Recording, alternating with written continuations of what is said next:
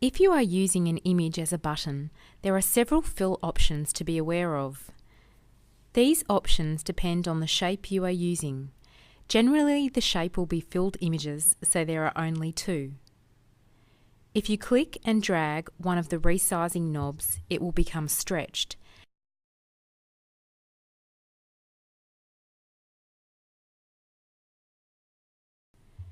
If I have a different kind of shape, a rectangle, rounded rectangle, or ellipse, there are a few other fills to be aware of.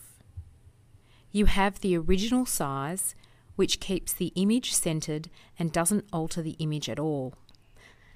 You have scale to fit, which fits inside the shape container. You have scale to fill, which fills the bounding box area. You have stretch, and you have tile.